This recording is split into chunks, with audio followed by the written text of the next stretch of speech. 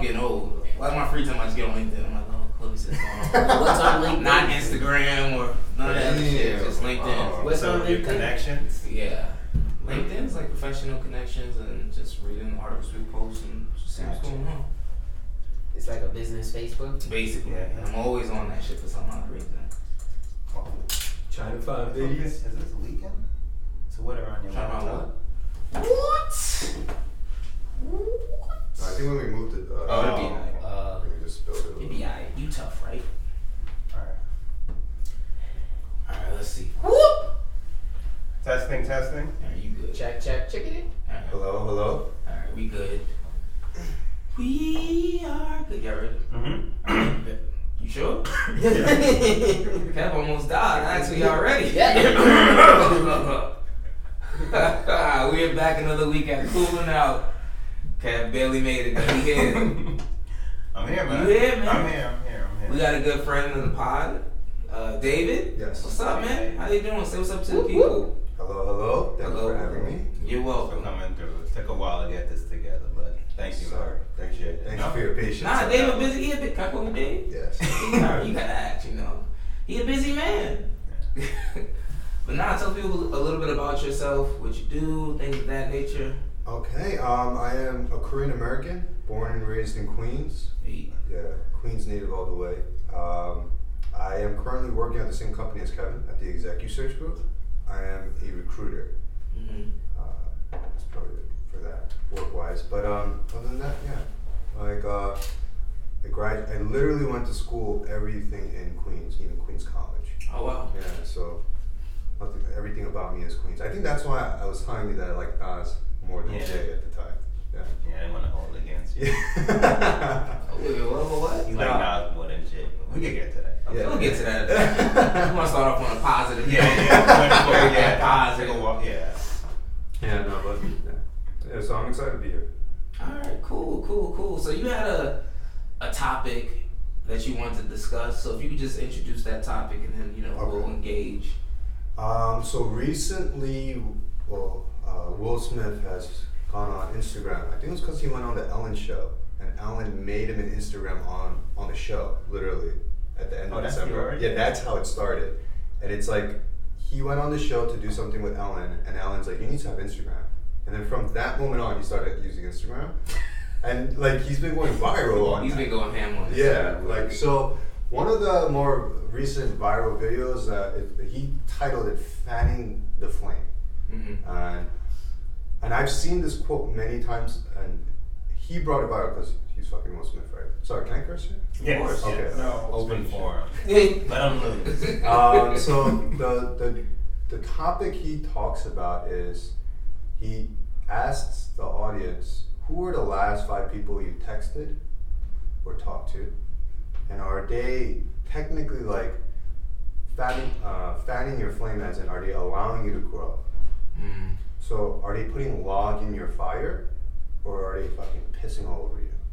Mm. Because a lot of times when I was like looking into this, a lot of we'll say successful people, I'll put that in quotations, right? Successful people will say, you are who you hang out with. Mm-hmm. So kind of like he was talking about that. Yeah. And I think that's an interesting thing, because it's like, are you, like when people say, oh, you changed, you're different, or you don't see your old friends anymore, like, why is that? And I thought that was interesting. And I know that it went viral because of the positive outlook it brings, but it's a very common thing that I say people that are turning 30 and then 30 to 35 to 40 really think about, because like your circle gets smaller as older you get. Yep. Yeah, so that was something that I want to talk about, because I've been spending the last 2 years on a lot of self-help books, and like the psyche of happiness and stuff, and I thought that was very interesting, because even for myself, I used to Thursday, Friday, Saturday. I used to promote for clubs, and that circle was huge, but now it's so tiny. Yeah. And I started to really reflect about that, and I think I realized why it changed, and it was because of what I knew what I wanted in life, my goals. Yeah. And I think that was a big change and yeah, just to talk about it, just to see, you know. How long ago was that when you were going out that frequently? I mean, we're gonna get into all right, the heart of this conversation, but it's just very interesting to know when people just stop going out. Stop going out? Not stop, but you know, as slow down on the regular. You know, I think I slowed down. Like so, okay, so college is college, right? I would say yeah. Post college, like I started working at Executive Search, but that's so like in your mid-20s, it's kind of interesting because it's like, oh, you got your first job, all your friends are in the city, and there's a shit ton of happy hour specials. Yeah. So you know you're going out. But then I got introduced to, so when I went to school around here, so all my friends went away. So when I was here, I hung out with a lot of people older than me. So they snuck me into a lot of clubs. So at a young age, I knew a lot of club promoters. So when I got my own job, those club promoters would reach out being like, hey, why don't you, like come in, I'll hook you guys up. Yeah. And then they introduced me to that their clubs open on Thursdays for corporate people, and they start at 10 rather than midnight, 1, Yeah. And it was, so it was literally just a lifestyle, but it was like, I hung out with a lot of Korean Americans, so we hung out in Koreatown, which is like 32nd and 7th. Yeah. 32nd and 7th, in between 7th and 6th, and there was like a Korean mega club near Prime Park that we would just go to.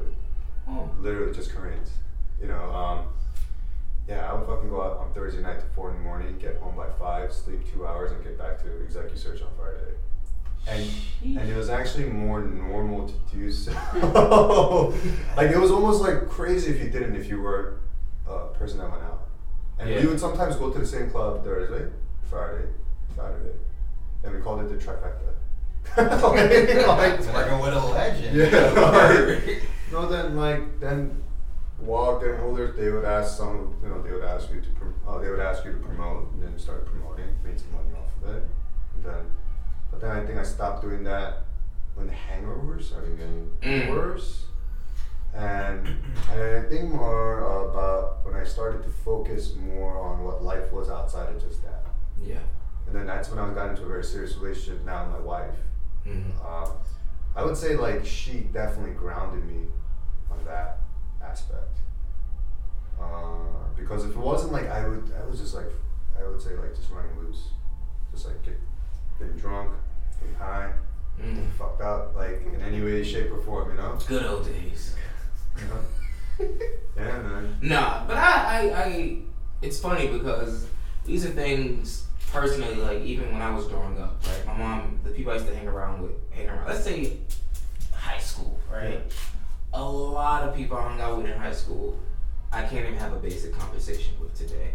Nor would I try to. It's just we're on two totally different wavelengths. Yeah. But when you're younger, like your parents, or my parents anyway, would try to preach that to me, like, oh, as you get older, everyone's gonna go their separate way. You're not gonna hang out with this person anymore. You guys gonna have separate interests and things of that nature. And at that time, I was like, what the hell are you talking about? Like, that's my homie. We be homies for life, and things like that. Well, that's my homie. We'll be homies for life. And it's interesting. Like the older you get, like how your focus changes. Like everything that used to be important to me, for the most part, is no longer important to me. Like going out all the time, like being in the spotlight, all those things that I thought were like essential to me. Like I don't need it anymore, like at all. And it's interesting to think about that. But I think that comes with growing up and maturity and things of that nature. It's just it's crazy. You guys sound old already. I don't even think it's about being old. I think it's about just becoming more responsible. For example, I know for a fact, me and Cap, that one summer we went out Tuesday, Wednesday, Thursday, Friday, Saturday. That's what I was gonna like. Your story is like the Brooklyn version. It's the Queens version. I have the Brooklyn version. Yeah. Like Tuesday, Wednesday, Thursday, Friday, Saturday. And like if I was to think back and just tally up how much money I wasted back then, it's just asinine to think like, damn, I wasted all this money. Agreed. And for what? I mean, granted, it was fun. I ain't gonna lie, it was so much fun in that moment.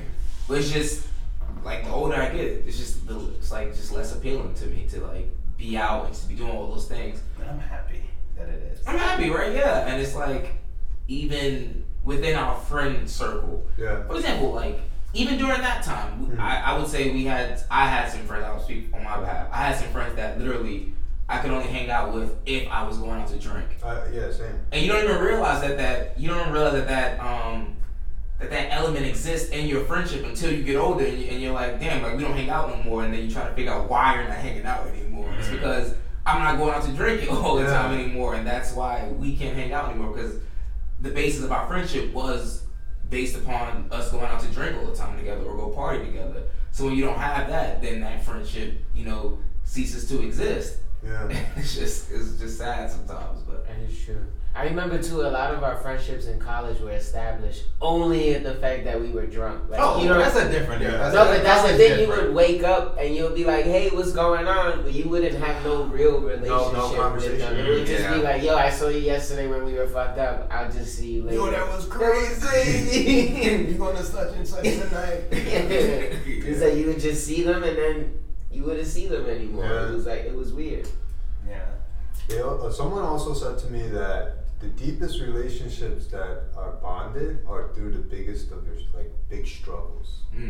So I would say hangovers, like drinking and then talking about the recovery. Made that bond very special. Like everyone I would go out with Thursday night, Friday morning G chats were all about how much we wanted to kill ourselves. yeah. Like it was all about that struggle, but then we formed around that, and everyone had some crazy thing, and there was group chats going on of just holy shit, it's 11 a.m. I just got to work. Everyone's like, man, you lucky son of a bitch. I've been here since 8:30. The struggle of that, and That's true. because when you think about it, all real tangible friendships, a lot of it you compare it to they were there for me. Yeah. Even if it's a funny struggle, of a freaking hangover, you know what I mean? Or you struggling to get home when you're really drunk. Ooh. So no matter what. Before the Uber days too. Yeah. So there was Yo, that's funny. Imagine if Uber was here back then. Ooh. So much. I've just been in more debt. On that college budget. Beat me to it. So I don't eat this week. Going out, so I guess I just won't eat. Oh man. So, as far as fanning your flames, do you personally think that your friendship? I don't want you to put anyone on blast, but your current friend circle, do you think that reflects people that are fanning your flames? I think to a certain degree. You might get in trouble right now. I know. No. To a certain degree, for sure. I would say where I'm currently at, there is very few people that are fanning that flame in a way that's very intriguing, where I'm constantly reaching out. I just met my closest friends, my people that were my groomsmen. Yeah. It's a friendship of positivity of being hey man, I'm here for you. You should definitely do that, this and that. But when it comes to really feeding the log, I would say there's that circle is even smaller, because I'm not really learning from my friends, because I'm also the first one that got married. So when it comes to those aspects, it's more they're positively keeping the flame alive, they're fanning it. Yeah. But they're not the ones getting the log and being let's grow it. Let's grow this flame. You know? So I think you need both. You need your boys that are there to support you, where you could vent to. You go grab a drink with them when shit's hitting the fan, right?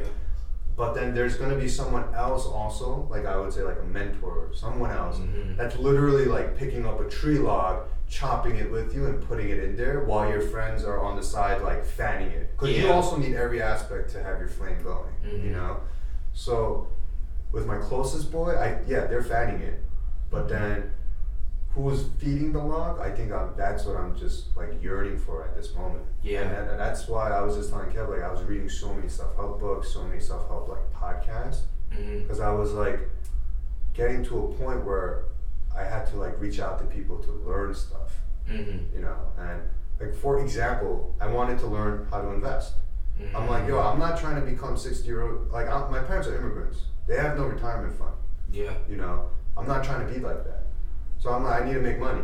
you know, outside of making money. Yeah, making money work for you. Yeah, make my money work for me. And then I started Googling it, and then so I'm also Catholic, so I prayed a lot about this. I'm like, I wish it would be amazing if I just knew someone that goes to show me the way. Yeah.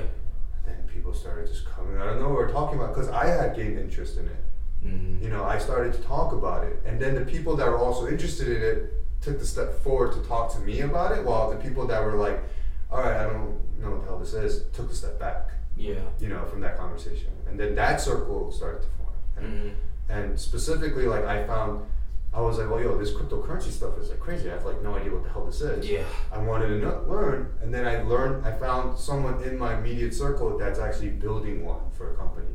Wow. And he's just like, here, like, I'll teach you. And he started teaching me. And then I met someone I knew. I just reached out to him. He's a dad of 2, like a little older. And he's like, yeah, like, I invest. Like, this is what you should start off with. And here's like read this article first. And then that just, like, that started to happen. But I think that happened when I knew what the fire was. Yeah. You know what I mean? Like, because it's like, once you know what it is you want, and then you act upon it, like people really start to come towards it. You know, it's not like, are you guys into heavy metal rock? I've heard a song or two. Right? So it's not like forte. Right? Yeah. So that's not something that you're surrounding yourself with. Yeah. Correct. You guys talk a lot about hip hop on your show, right? Love it. So that is what you surround yourself with. Yeah. So so like you guys were telling me about those particular people that do podcasts. Yeah. Right? So it's kind of like you attract that energy. And people are attracted to you because you talk about it. You know, I think that's what feeding the fire is. But friendship is the hard part. Because, like, the thing is, like, you have high school friends, you have middle school friends, and kids from elementary school friends. That bond sometimes is greater than the fire. That's true. You know, because, like, you know, some people might have gone to jail, came out, changed their life, and they're like, but I still need to go visit, or still sometime need to see my friends that are still doing these things, because I still love them. But they're almost setting themselves up for failure at that point, right? To go even dabble in that. Yeah. Keep those communications through Facebook Messenger. You know, like, oh, you alive? Okay. You know, like, there's that aspect, you know, and I think that's the hard part about old friendship, because there's like a bond that's developed with time, struggle, vulnerability that you've shown to each other that, like, sometimes you can't even let them go when they're, you know, they are holding you back. Yeah. Not just back. I think it's very interesting what you said, because what I took from it is basically, one, you can have multiple flames. Yeah. In the sense, like, because for example, like, I wanted to learn how to invest like a year ago, and I met someone, and he was like, similar to your story, but he was like, read this book. Yeah. This book, One Up on Wall Street by Peter Lynch. He was like, read this book. And when I read it, it just enlightened me so much. Like, I was like, oh, like my brain, like a different part of my brain just started like racing, like literally. Yeah. And like, it took me a while before I started investing, but I was like studying the stock markets, things of that nature. But that was something I wanted. So like, he was fanning my flame in this part of my life. But then I also have friends who are there for me more on a personal side of my life. Like personally, I want to grow, I don't know, in this particular way. And then I have friends who will support me in that. So it's interesting to know that you can have so many different flames, and even professionally, like there's things I want to accomplish professionally, and I have mentors, you know, in the legal field who are like, you should do this, you should focus on this, you know, what are you trying to accomplish, this is how you should, you know, people give you advice, and it's, you know, it's just interesting to know that you have different flames and different people who will provide the logs per se for those flames and be there to support you. For sure. But I think the most important thing is to also, so there's this thing of loyalty, right? But I think that's the part that maturity allows you to cut. And I think that's the hardest thing. How do you differentiate between the two then? If you just want to be a good friend, like let's say, like Jarel, for instance, like he's over here fucking up. He's about to incriminate me. No. I was like, nah. Go ahead. Nah, but like let's say like him, like you know, he has a work ethic, but let's say we just don't feel like he's ready for the podcast. do you stay loyal to him and help him grow that flame, or do you sort of cut him off? So the thing is, it's about like at that point, is he pissing on your flame? Is he the one that's always coming late? Is he the one that has all the material, like all the, you know, XYZ, like everything in here, literally, and you guys are waiting every time 30 minutes? If he's affecting the progress, then yeah, you need to cut him off. Damn, that sounds about right. But if you, We'll talk later. but if he's the one that wants, out of curiosity, wants to be a part of it, then you should take the responsibility away from him and just allow him to join you when he can. Or that, you know what I mean? Like because the thing is, it's just like, what if his potential is like someone you can mentor, right? You know, like he's worth it, but at the same time, his time commitment isn't. Yeah. So then you gotta either figure things out around it, because like cutting it would be that, like he's bringing nothing to the table. Yeah. If anything, he's slowing you guys down.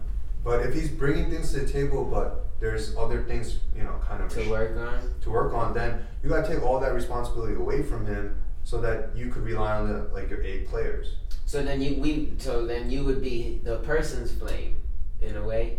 No, the flame is this in total. It's just like the flame in this instance would be the podcast. Yeah, the podcast. We're all contributing to the podcast. Yeah, that's the flame. But if I'm doing something negative, in your example, then I would be pissing on the flame. Yeah. And in that instance, you two would be like, we have to take this responsibility away from him so that the flame can continue to grow, rather than me pissing on it and diluting the flame. Because then I was thinking of it in the sense of then helping him try to get back to where he wants to be. Which is what you would be doing if you take the responsibility away. It's kind of like you're asking, okay, so then we'll use a basketball analogy. You can't ask Kobe Bryant to calm his flame down, right?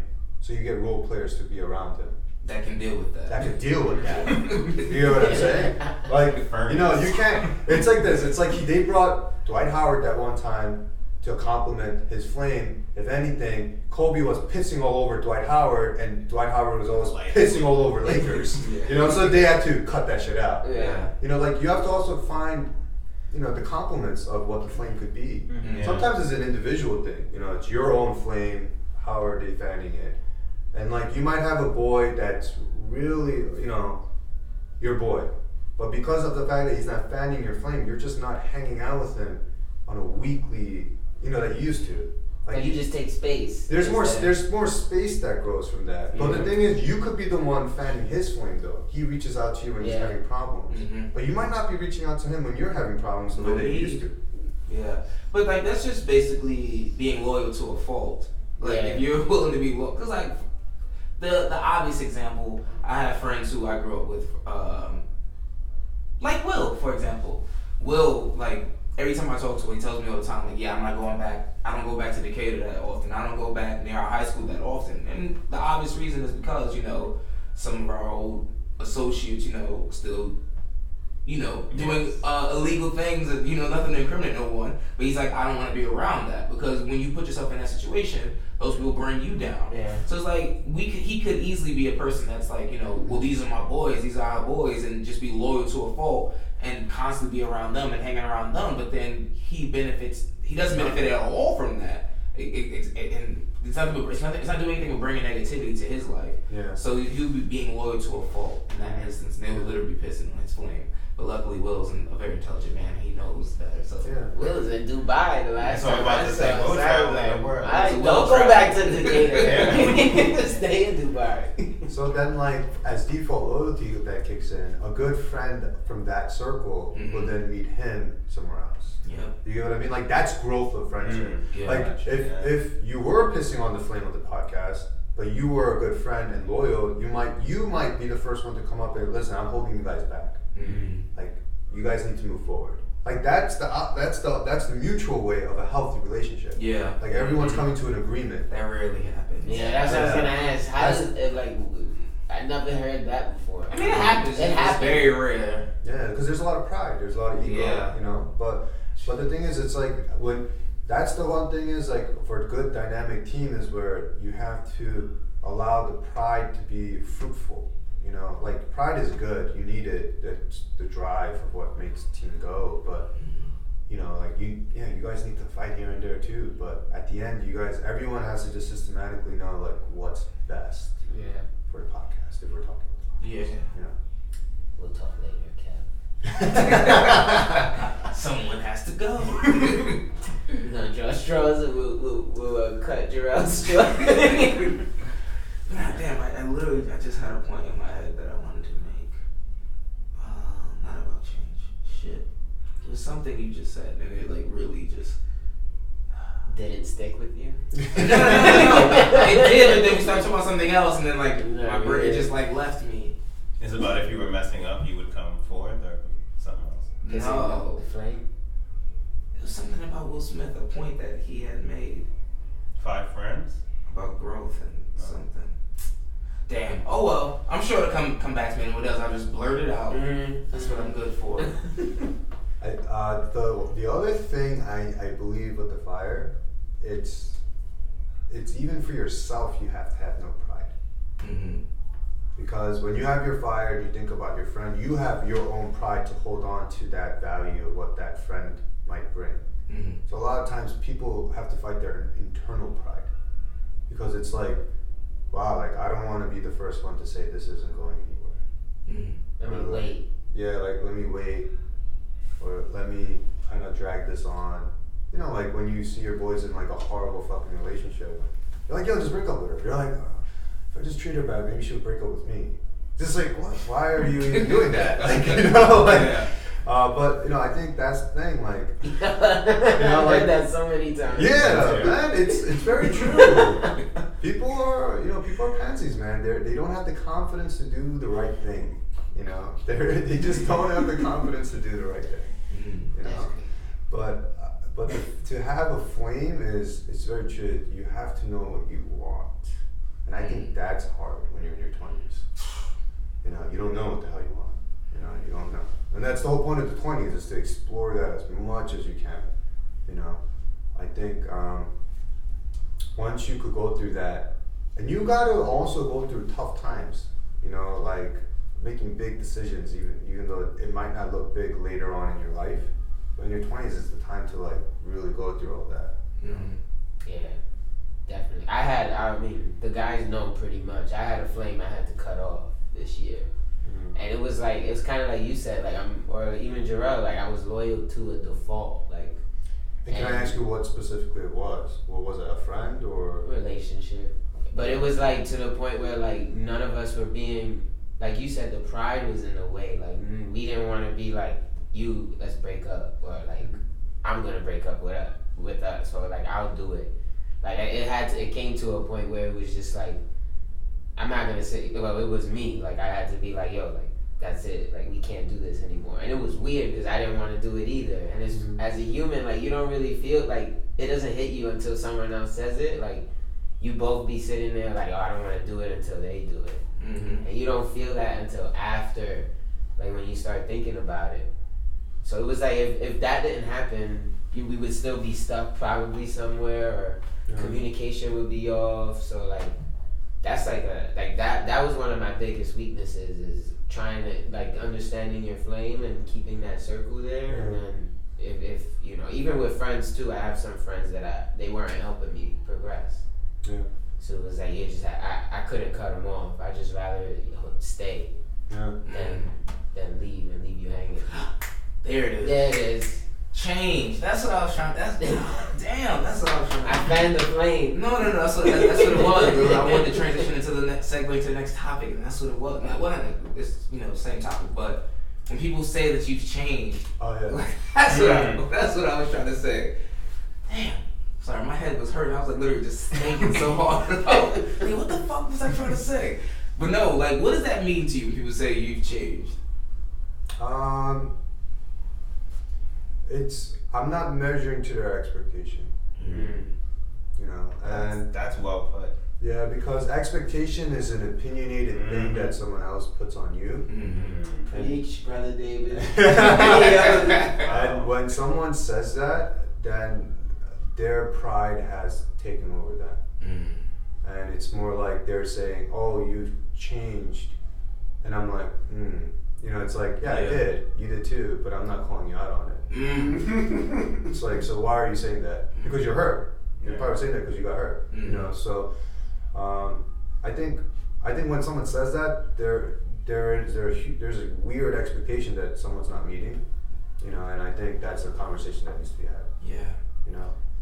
Oddly enough, I love when people tell me I've changed. I do too. I love it. I love it's it. like it's almost like a weight lifted off of me, because it's like this underlying tension that was there that now I know about, that I didn't even know existed, but now you told me there was some underlying tension there. And most time people tell me I've changed, it's always people never tell me I've changed in a positive way. Ever. It's very it's very rare. Very rare. Very rare. Like something, I don't want to say that, but like women who in my past would tell me, wow, you're with this girl, I can tell you're happy. You've changed a lot from the girl I know in the past. So that's like the only positive time anyone's ever told me, wow, you've changed.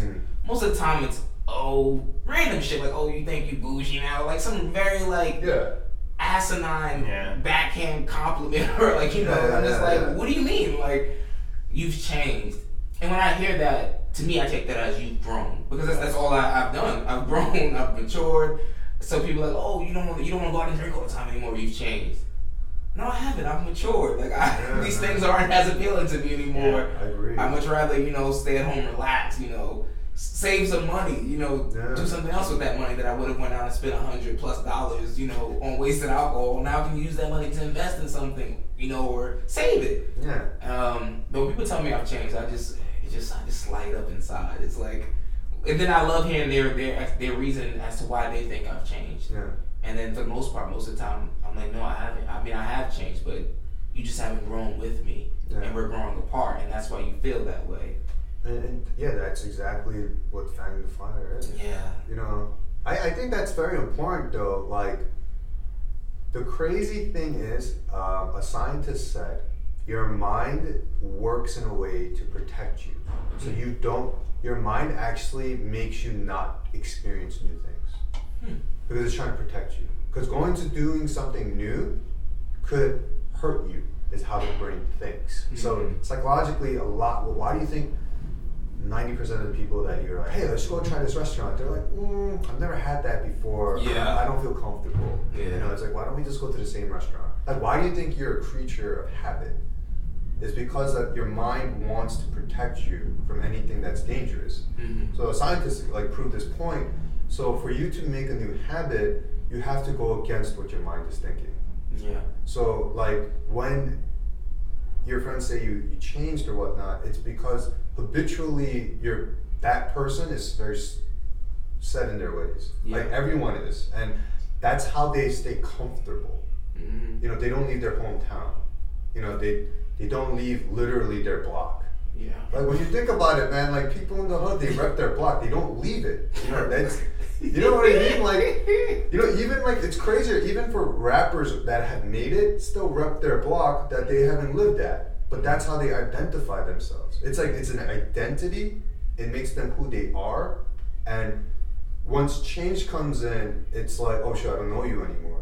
You know, and it's very natural. A scientist like showed this concept. That's also why animals don't leave areas. Yeah. It's for safety.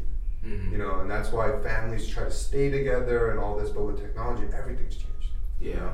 So when people are like, you changed, it's like it's because that's how most people are. Is they're not going to change. Yeah. You know. It's so funny you said that. It reminded me of, this was years ago when we were in college and I was on Jamaica Ave and this random dude was just like super energetic and was talking to me, and I was on Jamaica Ave going to the post office to fill out my passport application. That's what it was. And he was like, yo, what you doing over here? Like, you know, and I was like, oh, I just came from, you know, post office, whatever like that. What you doing in there?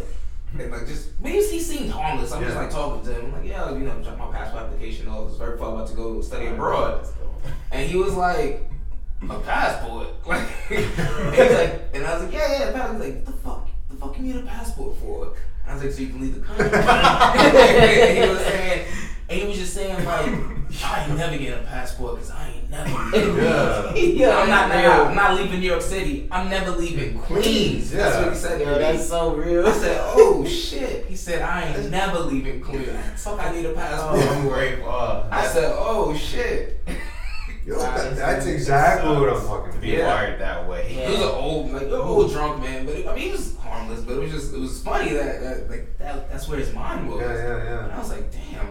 And I was young. I was like 19, 20. So then look at this. Think of the people that you might have cut off recently in the last 5 years. Cut off. You don't hang out with them. You don't talk to them. There's a good amount, right? Where are they? Are they still in the same place? Or are they still doing the same thing? And a good amount. And how? Like, is it a good amount of them? It's a shit ton of them. Yeah. A good. Yeah. It's very, the thing about it is like. Kept thinking about it. It's like, if I cut someone off, it's not even like oh yeah, it's like just a natural. It's natural. It just goes naturally separate we go ways. separate ways. But then there's some people who reach out to me. Yeah. Once they've grown. Yeah. And like they reach out to me for advice or other things, and then somehow that relationship slowly mends its fences because we're back on the same wavelength again. Yeah. But for the most part, people that I don't talk to anymore, there's reasons why I don't talk to you anymore, and you're still. I mean, and I'm not saying in a judgmental way. It's just that you're doing things that I don't want to do. Yeah. And we're just on two different wavelengths. So it's like that's where you are right now, and I am where I am. Like when you could talk about it and look back, you go, wow, they're still doing the same thing. Same. So it's like they didn't change. But in reality, then also look at why they're not with you. It's because most of the world doesn't change. Yeah. So you who are changing, you are now going to someone else's habits. Yeah. Like that's the crazy part. Like meaning that there are people that change now and that's their world, right? You're trying to get there, that's why they're fanning your flame. But when you get into that world, you're like, oh shit, like there's another goal I want to reach. Yep. And then you're like, I need to let go of these people now because they're not changing. Mm-hmm. They're like in this level. Yeah, they're content. Yeah, they're content at this level, but you're like, that's the reason why I bring this up is that's why there's only 1% of the world, or in the United States, that control 70% of our economy. It's 80. 80% of our economy. 80. Why do you think it's only 1%? And what's the population of the United States? 375 million, I believe, or do we reach 400? Around there. Around there, right? So that means there's a very small circle that's at an extraordinary successful level. Mm-hmm. And they're constantly climbing, Yeah. And that just means that it's not a normal thing. It's really not. 1% is not normal, you know? But to be, so that's the part about it where when you grow and you don't stop growing in that accelerated rate and you know what your goal is, it's more common to see people being stuck at where they are, not changing, not wanting to change, not wanting to learn. Even though when you started it, you were like, wow, they're successful, they're everything. And when you get there, then you're like, the few ambitious people would say, but there's more to this. Yeah. Mm-hmm. And then you keep climbing that ladder and you're like, you know what, screw these people now. You're like cutting these ties up now, like screw that. I gotta go up more, Yeah. And I think that's like the aspect of life that's crazy. Like, it's so easy to become content though. It is. Because it's a normal part of how your brain works. It's so easy. Like, I would say for the past 2 months, like I've literally been like, all right, what's more than this? What's more? I can do more. Yeah. But for the past 5 months before that, I was completely comfortable in life. I was like, all right, well, yeah, I'm good. Like, we good. Like, we chilling. Like, and I was like telling my girlfriend, yo, we're good right now. We're good. Like, But when I think back on that time, I was like, why was I even saying that? Because my natural tendencies are never to be content. Like that's I'm like anti-content. I'm always like, all right, I can do more. What more can I? And it's more just me obtaining more. Like I want higher status, things of that nature. I always want more. And there's nothing wrong. But for that moment, I was really content, and I was like, wow, it's really easy to just fall in this to a space of content. Just like, I'm good. But why I need to work hard? Why do I need more? Why do I need to? It's like, well, you got enough money. Why you need more? That's the dude that. But it's really hard though. It's like they're like, but it goes to what you're saying about how abnormal it is because those people they achieve something and immediately before they even achieve something, they think about the next thing after that, and the next thing, and the next thing, and the next thing, and the next thing. Whereas the average person they achieve something, they're like, wow, and they like, I made it here, and you stay there, then that becomes your habit level that Yeah, you're man. on. But then, yeah, like that's you feeling content. That's the norm. I know. That's the norm. And that's you know, scary. that's the part. That's why there's only 1% of those people are at the level that they're at. Like Bill Gates, part of that, right? Like the guy that made Facebook, part of that 1%, right? Yeah. Warren Buffett, part of that, Jeff right? Bezos, Like all those guys are part of it. Elon Musk. I don't know. Jeff Bezos, the Amazon guy. Jeff Bezos. part of that. Yeah. Like, he's part of that, He's right? the richest man in the world. Yeah, but think about that. Imagine being the richest man in the world, right? He's worth $83 billion, right? Mm-hmm. The average person would be like, I'm content. I'm like, shit, like, why am I out? And he's out here buying Whole Foods, trying to, like, get into the grocery space, trying to get into the pharmaceutical space. Yeah. And it's just like, his drive is just nonstop. Yeah, because it's like, you are the richest man in the world, yet you still want to why are you still trying to do this? work hard. A recent article just came out that he is building I think he rents cargo space at airports, right? So in the next 3 to 4 or 5 years, he's gonna have an airport. Amazon's gonna have an airport for delivery. I believe it. Right? Like, so it's like the guy does not stop. Yeah. So it's that is the mentality. They're testing their own delivery trucks and stuff to like compete with UPS and FedEx. Like, UPS and FedEx dropped in stocks because of this coming out to be public news. Like, supposedly, I read recently, and I was like, oh shit, like this is crazy. But that's the thing. It's success, drive. Like, what is all that? Right? That's like the crazy part. The one thing you brought up too, I thought was interesting. So like, one thing, I don't know about you guys, but sometimes I get upset when I see somebody, or I used to get upset when you see someone at a level you want to be at and you're not there. Or like you fail at something. So like, I'm kind of grateful for the people who are content, because it makes me know that there's more out there than the way that they're viewing it. Like the podcast. I didn't know anybody doing a podcast. And when we decided to do a podcast, we didn't have any idea. It was just literally us three talking about like, yo, how are we gonna do this? What do we need to buy? What do we need to do this and that? A year and a half later, there's people out here trying to do podcasts. So it's like even though they're failing and everything, or like no, not the podcast. I'm talking about people in general. Even though they're failing, they're still teaching. Like they're still learning. And if I'm failing, I'm still learning. And the fact that you realize your failure, it's the only way to elevate yourself. Yeah. But like for even that, I would say you need to know what the goal is. Yeah. Because without the idea of a goal, then like, how do you even know what failure is?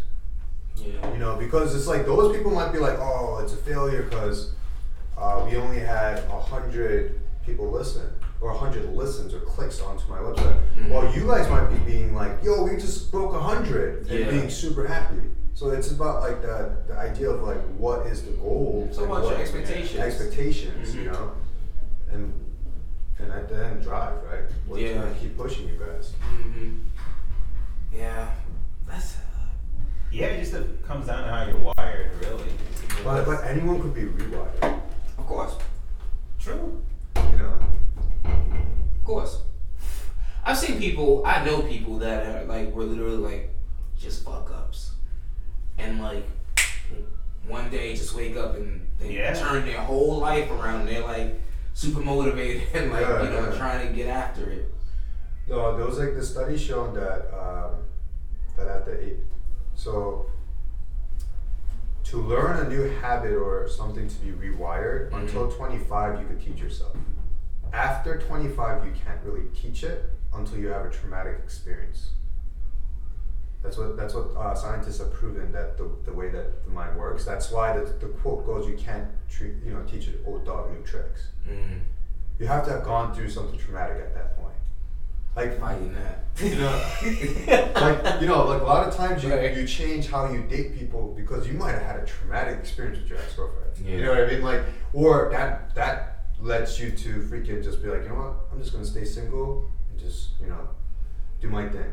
Like it really depends on that. There is a trauma in some aspect that makes a person change after a certain point, and I think it's very true. Like you need to like have gone through enough to know what's important to you. Yeah. like whoever that just clicked, like something must have happened. You know what I mean? It's not just like I wake up, I'm good to go. I don't know what happened. Yeah, but that's how it appeared to me. Like he just woke up. I'm sure something happened, and I just didn't know of it, and that's what caused that drastic change and shift in his behaviors. Did you have a drastic change that sort of changed your mind, or was it the? Yeah. So personally, in high school, like there was like a lot of gangs around, like Bayside High School. We were like ranked 5th worst school in New York City.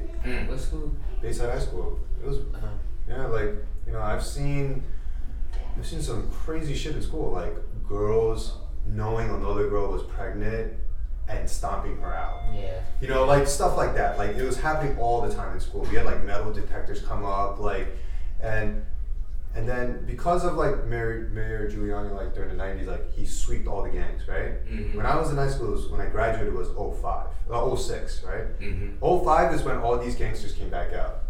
And then they were heavily recruiting. They came to all our schools, and I'm like, who are all these like older like guys? Yeah. They were recruiters. Yeah, they were recruiters. That's like where you guys were. Yeah, like now, I guess that's where I got the connection. So then like they came back out, and that like gang influence was very heavy. Mm-hmm. So that actually, at a young age, like until college, that's what I really associated myself with. Mm-hmm. Until an incident happened where now I have lots of friends in jail. And that was a very big turning point where I'm like, what is worth it? Mm-hmm. Like, why am I risking all of this or be a part of this circle to be locked up? Yep. Like, I love this idea of freedom. Like, when I went to visit him in Rikers, he looked at me and was like, dude, this sucks. Like, yeah. You know, like, I'd rather have snitched everybody out and been out there with you right now, mm-hmm. because the people that were with me, none of them are visiting me. Yeah. You know, like no one's sending letters, nothing. You know, like he's like, all I have right now is my family. Yep. So I was just like, damn, that's like crazy. You know what I mean? Mm-hmm. And then also like my parents are immigrants. You know, my dad and my mother got actually divorced when I went into college, and my mom, like, we got kicked out of our house. Like financially, it was just like insane. Like we were not making money. Yeah. So I like moved back home, went to community college, like grinded, worked. I was working at a paralegal office for personal injury. Oh. Like, you know, like I was doing all these things just to get by. And in the last year, coming back to this job, I was like, yo, money is actually pretty fucking important. Money is very important. It's not 9.9%. Yeah, like I don't know about that, but money is very important. It's very important. Like people try to facade that. People try to say, no man, happiness is important. But I'm like, yeah, motherfucker, happiness is important if I know what food I'm gonna have. Happiness is closely tied to money as well. Like, you know, unfortunately, the way the world is made is you need to have money to eat. Mm-hmm. Someone tricked us by telling us that we need to buy water. Yeah. Water is a necessity. That's like someone in 100 years tricking us to being like, you're gonna pay for oxygen now. I'm sure they'll get to that point eventually. But you get what I'm saying, right? Like why am I paying for this? You technically do. Yeah, because I have asthma, you have to pay for that oxygen tank when you go to the hospital. At that point, people can't breathe on their own, right? Like people will. So at the end of the day, the way that man has made the world, you have to pay for everything. Yeah. You know, so for you to not put importance on money, I'm not saying it's the most important thing, but it's up there. Like if I know I can't make a lot of money and New York City is getting too expensive, either you move to somewhere that's like down south where it's more affordable, because you know, like, but affordable means money. Yeah. You get what I'm saying? Like. You know, so that's just being smart about it. You know, so you do what you need to do, but at the end, you still need to make money, right? So, you know, they say that in order it's health, safety and shelter, and like money, love, and like leads to some sort of happiness, right? Mm-hmm. On this list, this guy was saying it, love was like the 4th on that list. It's like, how do you love when you don't have the right necessities? And money goes on 3rd on that list because money becomes the avenue of getting your necessities. Yeah. you know, if healthcare wasn't free, like, you know what I mean? Like, healthcare's not even free. Education's not even free. Mm-hmm. You know, like, nothing's free. Yeah. You know? Nothing. So, at the end, like, you know, when that reality came in and I knew I could make a good amount of money at my job and I knew I was good at my job, that's when the light bulb just fucking switched. I was hating my job, you know, just turned on. And I was like, dude, I got kicked out of my house. My dad at one point got bankrupt. Mm-hmm. And now I look at my mom and my dad, they don't have a retirement fund. They're immigrants. My mom barely speaks English. And I'm just like, yeah, it's kind of on me. You know, it's kind of on me. And as much as I could run away from the fact, but that's still reality. Yeah. You could run as much as you want, but reality is the reality. Mm-hmm. And I was like, the minute I was able to really believe it, understand what reality was when the light bulb went on in my mind. And I was like, fuck it, I'm just gonna go crazy. Yeah. And then that's when I started reading all those self-help books, the investment books, everything. And then I started talking to people, and it was more of like it was crazy how not normal it was for people to think about investing. Mm-hmm. You know, because they too living paycheck to paycheck. They would tell me, listen, I don't even have any savings. And I was just like, again, we're talking about money. You know what I mean? Like, you know, again, we're talking about money. You know, so I was like, listen, man, there's enough information, especially because we have the internet, to get yourself to a next level. But it just depends on what you want and how much you want to do it. Yeah, but I think what you're saying about society, I don't know. I mean, I think mostly about American society. Like, you know, we live in a capitalistic society. Yeah. I think that also breeds such all these abnormal personalities where everyone's like, not everyone, but the 1%. Yeah. They have these personalities where they constantly need more because you become addicted to making money. Yeah. Because money, I don't know. I hate having these conversations with people, but I've grown to a point in life where, granted, I still love money, but before I used to put money above everything. Like, people used to get annoyed talking. That's all I talk about was money. Yeah. Money. And like, I still like have these thoughts in the back of my head because I know how important money is, and I know that growing up, a lot of the issues that we had could have easily been alleviated with money. Like, because money alleviates a lot of concerns. Like, a lot of things that are issues for you aren't issues anymore when you have money. Granted, money can't solve everything. You know, it can't give you love. It can't do all the other things that I feel like love is a necessity. I need love in my life. I need people who love me around me, because love and support are things that you need to, like, you know, nurture and, you know, fan your flame, basically. I hate that nigga. But but money in our society is just so essential. Like, the simplest things. Like, and I think of money all the time. Like, even when I go get lunch, I'm like, damn, like, you know, I wouldn't be able to do this 2 years ago. You know, I'm gonna seriously. Yeah, why not though? I'm gonna go buy this Isn't that like lunch. gratitude? What? But wouldn't that be like gratitude? You're like, I couldn't have done this 2 years ago. Wow, I'm doing it now. Yeah. I think about it all the time. Like, every day, almost everything I buy, I'm like, oh shit, like I can buy this. Like, but then that to me is way more important, even if you're thinking about money all the time, because there's people that get to that point and they don't even think about it. They're not grateful. They're just more like sense of reality. There's, you know, they say money. When you get a lot of money, your true character comes out. Evil people with a lot of money will do evil things. Good people with a lot of money will always do good things. You know what I mean? It's just putting yourself in that kind of check.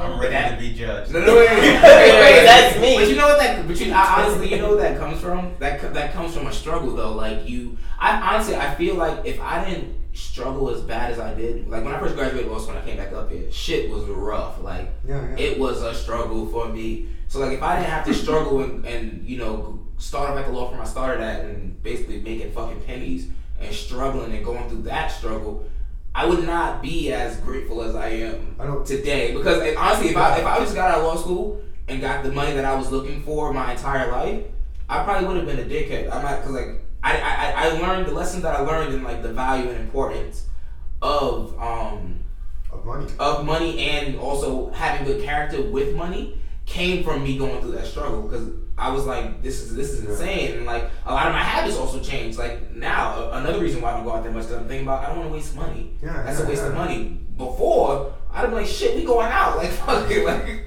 but now I'm like, you know, that's a waste of money. Like, let me focus on what's important, and that struggle helped me mature and grow. Listen, like there's still people that could have gone through your struggle and still been addicted. Oh, Yeah. easily. You know, hands down. And that's like, okay, so I'm also Catholic, Mhm. you know, and I would say that's God's perfect plan. Yeah. As much as like no one wants to struggle, God puts you in struggle so that you learn, right? Hopefully learn a lesson. Learn a lesson. Yeah. So like I just said, like you need to go through a traumatic experience to make new habit. Mhm. You just went through one.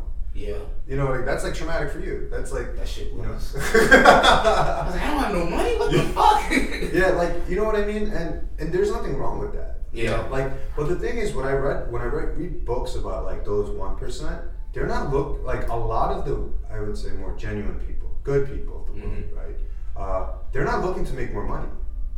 They're at that point, money doesn't even matter to them at that point. Yeah. They're just looking to make a change. Yep. Make a progress, making a dent, a legacy. Yeah. You know, because when you chase just money,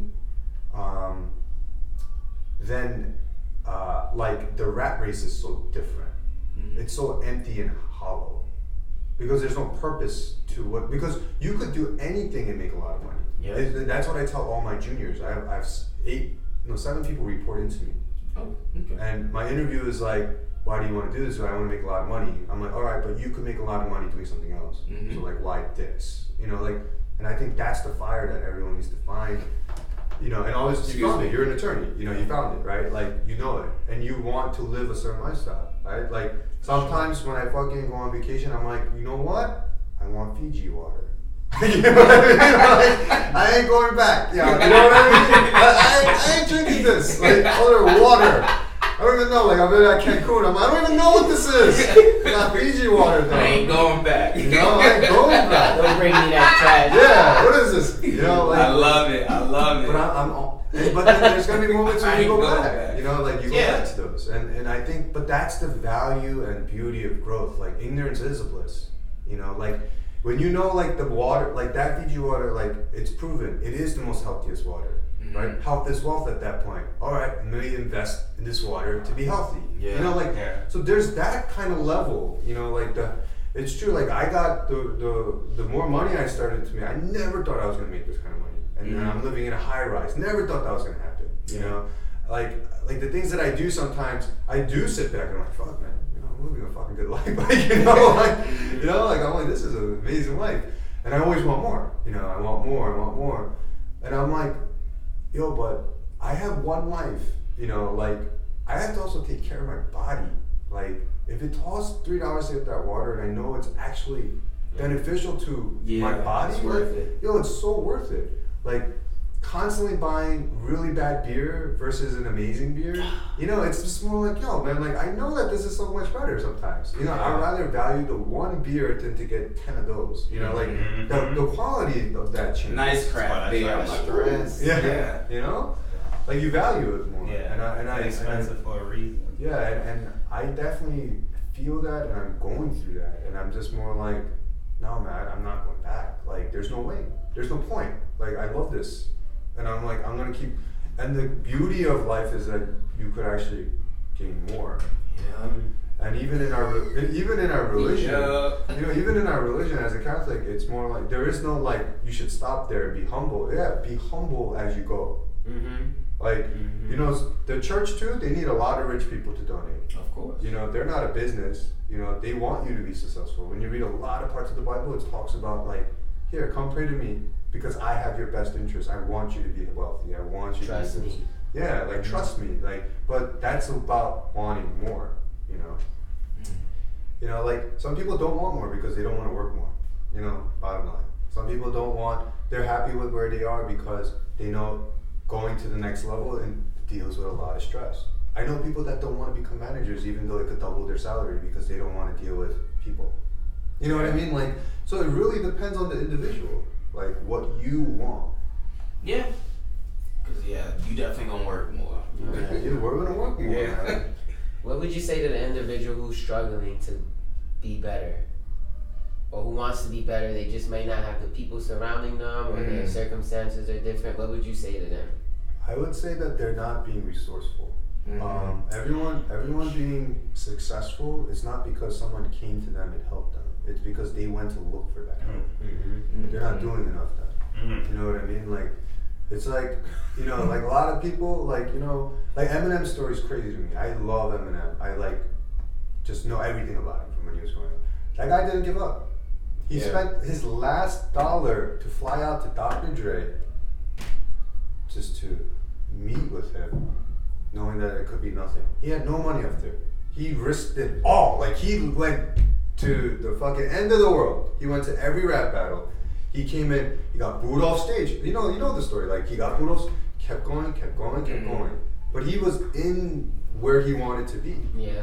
You know what I mean? Like, a lot of people that are struggling is because, as much as you could say, but they didn't know, it's more like they didn't, to me it's more like they didn't keep trying and they gave up.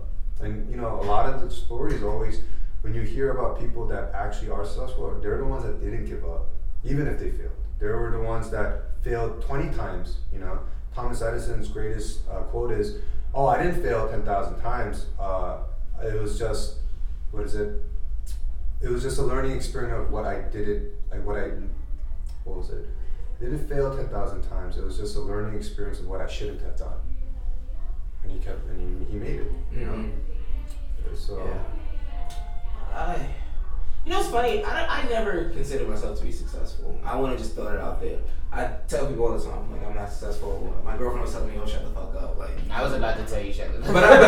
But and the reason why I don't tell myself I'm successful is because I know there's so much more out there that I can do. I'm not doing enough. So it's like, hey, I'm successful. There's hundreds of thousands, if not millions, of attorneys. So I'm like, I'm not doing anything. That's out of the ordinary. You know, I'm not successful. But I would say, for someone who's struggling, I would say you have to be more self-aware. Like, be aware of your faults and what you're not doing, and or what more you could be doing. Because in my struggle, when I was in a dark place of struggling, it took I learned so much about myself, like a lot about myself. Like, all right, and then when I sat back and assessed my flaws and what I wasn't doing, that's why I'm always on LinkedIn now. Like, it's just from habit. Like, when I was struggling professionally, I was always on LinkedIn. Like, and it made me learn that I wasn't even using LinkedIn correctly. I wasn't using it like efficiently to the best of my abilities, and that's why I'm always on it now. It's like I'm always thinking about networking. I'm always like thinking about something, how to grow professionally, because like that's what I learned in that time of struggle. It's like, oh, cool, if I put this on LinkedIn, then things like, you get different clicks and people view different things differently. So I think it's just more like just being self-aware of your flaws and how you can grow, and just changing certain things that may have better outcomes that you may not even really even notice at the time. That's true. Yeah, and I would just pretty much, to paraphrase, just ask yourself, are you really doing your best? Are you really maximizing? Do your actions follow what your words are? Mm-hmm. Are you really doing everything in your power to be the best person you can, and really, you really holding yourself the most accountable? Yeah. And then if you're not, you gotta make some hard choices. Mm-hmm. That's hard, though. I too remember, when I was in a dark place, it's just like, better, but you're not doing better. Mm-hmm. So it's like, you can't blame anybody but yourself. Mm-hmm. And it's like that cliche, like with the car, that nobody wants to see with your hand out. They want to see you pushing the car, and then they come and help you. Mm-hmm. So it's like I just feel like, once you really start, you'll feel better, because you know what you're preaching is true. Your intentions are true, and I think that energy, you attract other people with that energy. Mm-hmm. Yeah. And I think it's like so almost really stupid for someone to not use the internet to even help them. Like, like go on Google. You right? got a computer in your pocket. Yeah, you know what I mean? Like, you could literally Google, like, you know what I mean? Like, so many things. Like, if we were to talk about someone that wants to be a rapper, it would be like, okay, how do I do it? How to rap, right? Like, literally, there'll be hundreds of pages of that. It's almost impossible, but if the person's motivated to figure it out, but they're not surrounded by the right person, like, I would always ask them, like, who do they admire the most, and tell them to read their autobiography. Mm-hmm. Mm-hmm. Because, like, they're looking for someone to kind of pave that way. Mm-hmm. And it's almost impossible for them to find a mentor if they can't immediately find someone. Mm-hmm. So then, like, oh, you want to be a rapper? Okay, like, hey, like, who's your favorite rapper? Okay, like, YouTube all his interviews. YouTube talk, like, look at what he went through. He's from Canada. Like, You know, like literally just study that. Yeah. You know, like you know, for me, if someone said I told someone I want to be a rapper, and someone said that, I'd go, all right, then look at Eminem. All that I would have saw on his past is that he was a battle MC. Yeah. And that's where I would have started. Yeah. You know what I like doing it. You know what I mean? There's so much now that people don't do. Like, oh, I want to be a Steve Jobs. All right, then read his book, see what he went through, see what he did, and then try to mimic it. You know? Yeah, and that includes like the little cues. Like you mentioned Eminem. Like when you read his autobiography, you're gonna see various instances of like perseverance. Like pick up on the things he did, the risk he take, not just that he did battle rap, but also the actions and like the fearlessness that he showed. But that's like, those are the hardest things to show someone in the beginning, though. You know, No, like but if you read it, you can pick up. Yeah, you can People pick it don't up. pick- You can definitely pick it up, and I agree with that. You can't show anybody. But you can't show that. You know what I mean? Like, you know, I could like literally tell someone like, oh, this is what you have to do at A through Z. You know, it's not. I don't know. But what I will go ahead. No, go ahead. No, go ahead. You sure? No, I was just thinking about basic advice when people. I follow that Jay-Z thing that everybody has their own path. Yeah. I would just say really generic, for lack of a better word, is just work hard. Aside from that, I really don't know what I could tell anybody. Yeah. Aside from work hard and just, I don't know how. It's funny though, because when you tell people something I've learned, when you tell people your story, they learn so much just from hearing your story. Yeah. Rather than you like specifically like, oh, you should do this. Like you just tell someone your story. And I wanted to add on to that by saying something I also learned during my struggle is that people who are successful, or at least who think they are successful, they love talking about not even just about themselves, but their experiences and story. And their path, their story.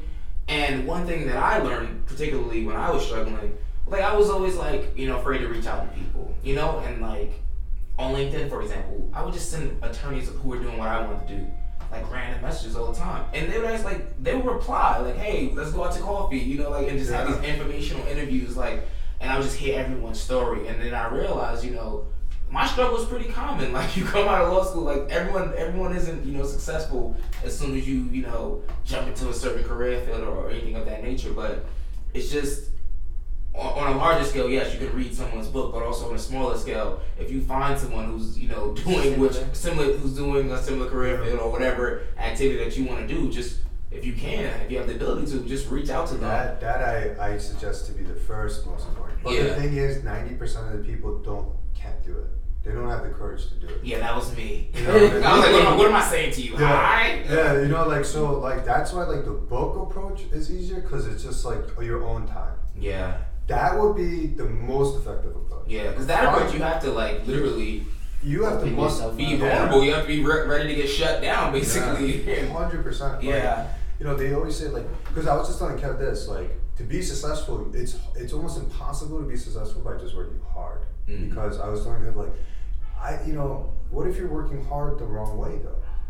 Mm-hmm. It's like going into a race, but you're running the opposite way, but you're the fastest runner. Mm-hmm. You already lost. You already lost the battle. You have to, everyone that's being innovative, they've had some sort of inspiration. You know what I mean? Someone inspired them to do something, right? But at the same time, it was all trial and error and learning and all of these things, where a mentor sometimes is very required, or some sort of mentorship. And it doesn't even necessarily have to be an individual. It can be book. It could even be a song, man. Yeah. That inspiration, that constantly driving you. Sometimes when I don't want to work out, I just freaking put on Till I Collapse by Eminem. I'm like, alright, just go work out. Yeah. You know what I mean? I'm like, alright, Nate Dogg, I got it. Alright, go to your collapse. Alright, I'm fucking collapsing now. Let's do it. That type of muscle. Because the thing is, it's heavy on the ride home. What's the point of, I agree, working hard is very crucial, but you need to also know how to make good choices. Mm-hmm. Because what if I'm working really hard and it's really just taking me down to the ground? Mm-hmm. And I agree with that. But sometimes working hard is just, I think, a part of a formula that could be successful. Because for me, I think I got successful because I worked hard and I actual managers that taught me what I needed to do. And I took time to also then got more resources and got books and put in that extra time, because some of these people that I was working with I went in by 8, I left by 8:39 p.m. My first 2 years. And there were people doing the same thing, but they're not at where I am right now. And I like talked to them because they were too prideful. They didn't want to talk to anybody. They were doing the same mistakes over and over again. They were, they couldn't get over this hump. And I'm like, what's that hump? And it'd be like 6 months of the same bullshit, you know? And I'm like, oh, all right. And I'm like, how come you didn't talk to me more? I was embarrassed, or I was this, I was that. Or the minute something went wrong, I went to my manager. I'm like, okay, what the hell? How do I fix this? You know, like constantly going that fashion. And I put in the work hard and put in the extra hours so that if anyone was doing the same amount of work under my manager, but they were working less than me, I knew I had the edge on them because I was putting that extra 2 hours that they couldn't. Yeah. You know, like, so I think that like working hard just isn't enough, because if you're working really hard the wrong way, then you're just going nowhere. Yeah, that's where working smart comes into play. That's what I'm saying. You gotta work hard, but also work smart. I agree with that. Yeah, because there's like, I don't know, like I have all these personal examples, but like there's kids obviously who I know for a fact are more intelligent than me. Like who I went to school with, way more intelligent than me. But you're not necessarily seeing, I don't know, call it my level of success, because that sounds like I'm bragging or something like that, but you're not seeing a certain level of success, because yes, you're smart and you're working really hard, but you're working hard the completely wrong way. Like there's no networking, like, you know, there's none of the extra things that come into being a full-fledged, I guess, professional per se. I don't know, but I relate to what you're saying. Is, you know, people who are like working really, really hard, but they're just working hard incorrectly, and you don't reap the benefits of that. You're not reaping the benefits of that. And it's almost like at a certain degree it becomes a waste of time. Yep. You know, it becomes inefficient. That's why, like, you know, we use things of our culture right now. Blockbuster was probably working really hard. They were working really fucking hard, but they're not here right now. Yep. Because they weren't working smart. They didn't change with time. You know what I'm saying? Yeah. Couldn't they have bought Netflix too? They were offered to, but they didn't think that they needed to. You get what I'm saying? Like, so they worked really hard on keeping themselves afloat, but they didn't work. Idiots. You know, like, you know, it's like those examples. It's just like they were the everything for who we had to get movies from. You know, and they just, you know, fell through. But the thing about Netflix was that they weren't streaming back then. Yeah, Netflix, they were delivering DVDs. Yeah. So and it was taking forever. Forever. And you had to go to a box and just drop it off, or whatever it was. Yeah. And sometimes that box wasn't even, you know, suffice of all the movies you wanted, like whatever it was. So it wasn't even like they were doing what they did now. You know what I'm saying? They were doing the same thing as Blockbuster. Instead, they were bringing it to people. You know, so it's like, all right, they changed, they did it smarter. But Blockbuster was like, oh no, like, we're gonna outdo them. Let's open more stores. You know, make it more convenient for people. And it's more like, you know. But you know what that is though? That just speaks to the greatness of a Jeff Bezos, because like you cornerstone this market. Like there's nothing like Amazon, but yet he's still like trying to do more versus a Blockbuster where, you know, you had a cornerstone on the market and you're just like, all right, yeah, we have this now. Yeah. You know, you're just like content in the sense that you run this area until someone like Netflix sneaks up on you. Yeah. Whereas Amazon is not letting anyone sneak up on them. They out here exactly. trying to take over the entire world, basically. Like Amazon to me reminds me of what's that Denzel Washington when he was like the Harlem drug dealer. American Gangster. American Gangster. You know why? Because he's like, American Gangster starts off with him getting drugs from someone in the United States, and he's like, just go there. I'm gonna just fucking go myself. You know, like that's that's exactly what Amazon's doing. They're just like, why do we need to use FedEx for our shipping? You just ship this shit. I'm gonna just ship it myself. Like, you know what I mean? Like, he's like, you know, like, why am I paying this hospital all of this for my employees? I'm just gonna fucking have my own healthcare. Like, Yeah. he is like the most gangster person ever. He's just like, it's like, why am I paying someone else when I could just be paying myself and make more money? You You know, what I like mean? the grocery stores they did? Yeah, like, Sex grocery stores? Mhm. they have no cashiers. You know what I mean? It's None. You know, it's like, he was just like, That's more yo, money wasted. I ain't paying you for nothing. No, it was crazy. It's like Fresh Direct is they're doing what I'm doing, but I don't do food yet. He's like, nah, I'm gonna do that too. You know, it's not even him being original. It's him just being efficient. Yeah. And And being he cares smarter. about the people too. Yeah, I mean, because a lot of Smarter. people's lives be more efficient. I Yeah. can go one place for everything I need. Yeah. Yeah, It's it makes crazy. it easier. It's crazy. You know, Amazon started off just being books. Yeah, No, crazy. I remember that Yeah. too. I do too. God. I never was on Amazon. I'm like, what? I don't School read. What books. is Yeah. this? You know, I like. remember the first time I saw Amazon, I was like, this is a website? Like, this is. You think this is going to be a thing? But I'm also not a visionary because I didn't think Netflix was going to be a thing either. Yeah. Like, well, until they started streaming. Then Yeah, when they started streaming, I was like, crazy. wow, this is going to be Crazy. insane. And then the first time they let you stream on your phone, that's when I knew Yeah. Then it was over. Yeah, I was like, damn, they got something to do with this one. But you know that's what's being smart, you know, Yeah. because they probably took a lot of the hardworking people and just, you know, it's like, you know, I heard 50 made a quote. Oh, I never graduated from Harvard, but I have people from Harvard working for me. Yep. You know, I remember. yeah, you're just like, That's the damn, bar. 50, Yeah. damn, man. Like, I love you for that. Like, you know, it's just like, he's smart. He's so smart. Yeah. He's so smart. He, you know. I see him as a mogul in the next few years. Yeah.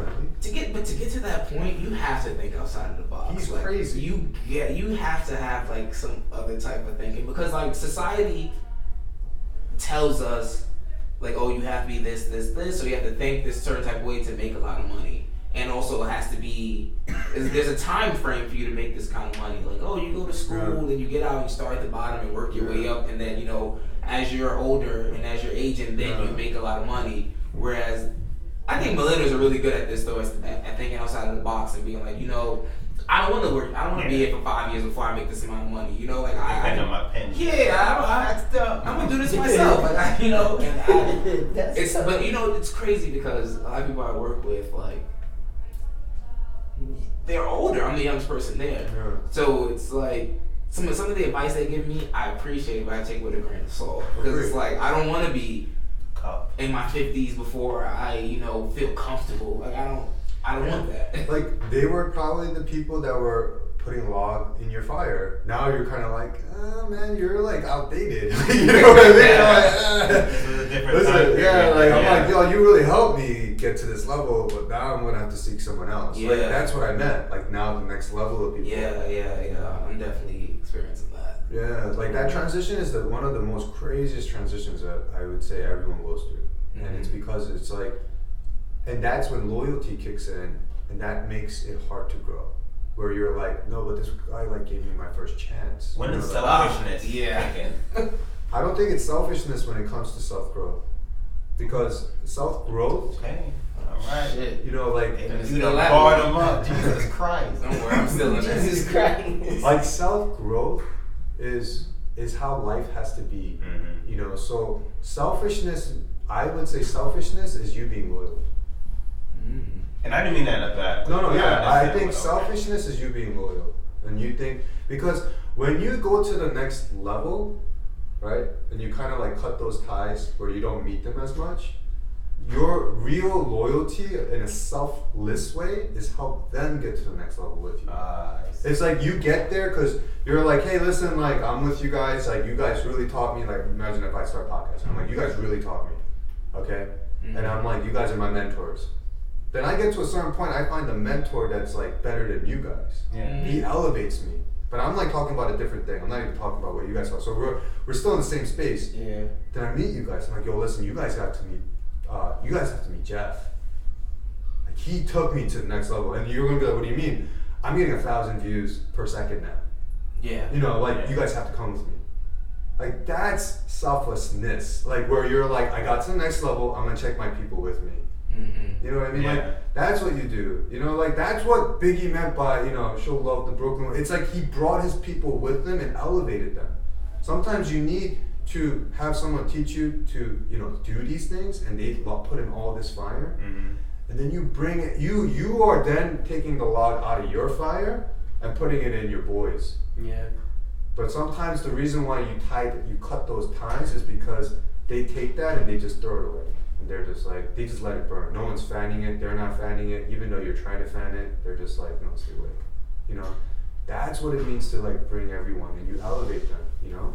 Yeah, I don't think people realize this is like a long race. Like, we can not talk right now for like a couple months, a couple years, but if you know me, why don't you just like